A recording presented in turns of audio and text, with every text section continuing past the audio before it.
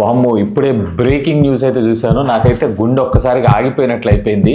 Starlink ఎప్పుడెప్పుడా అనుకుంటున్నటువంటి services ని official గా ప్రైజింగ్ ని మన ఇండియాలో అయితే అనౌన్స్ చేశారు. సో దీంట్లో మీకు 34,000 రూపీస్ ఫర్ ఏ హార్డ్వేర్, అంటే ఒక రిసీవరు ఒక మోడెం మనకి ఇస్తారు. రిసీవర్ అంటే కొత్తదేం కాదు, మీరు మీ ఇళ్లలో టాటా స్కై లేదా ఏదైనా డిటిహెచ్ సర్వీసెస్ వాడుతుంటే ఒక పెద్ద డిష్ ఉంటుంది చూసారా, సో దాన్ని రిసీవర్ అంటాం. అది శాటిలైట్ నుంచి రిసీవ్ చేసుకుంటుంది. అండ్ ఒక మోడెం లైక్ వైఫై రౌటర్స్ లేదా ఇంటర్నెట్ వాడితే రౌటర్స్ చూసారా, సేమ్ అదే విధంగా. సో అది కావాలి అంటే 34,000 రూపీస్ పే చేయాలంట. ఆగండి, ఇంకొక హార్ట్ అటాక్ న్యూస్ ఏంటి అంటే పర్ మంత్ 8,600 రూపీస్ మనం దీనికి పేమెంట్ అయితే చేయాలంట ఇంటర్నెట్ వాడుకున్నందుకు. ఎంత జీబీపీఎస్ ఇస్తారు ఏంటి అని ఇన్ఫర్మేషన్ అయితే లేదు. మోస్ట్లీ వీళ్ళు అన్లిమిటెడ్ ప్రొవైడ్ చేస్తారు. ఇఫ్ ఐఎమ్ నాట్ రాంగ్ ఒక 100 నుంచి 200 ఎంబీపీఎస్ స్పీడ్ ఉండేటువంటి అవకాశం అయితే ఉంది. అయితే నిన్న రాత్రి నుంచి స్పేస్ ఎక్స్ మీద అలాగే ఎలాన్ మాస్క్ మీద ప్రైజింగ్ మీద అందరూ మన ఇండియాలో అసంతృప్తిగా ఉన్నారు. సో దానికి గాను లారెన్ ఈమెవరు అంటే అఫీషియల్ స్పేస్ ఎక్స్ కి సంబంధించినటువంటి వైస్ ప్రెసిడెంట్.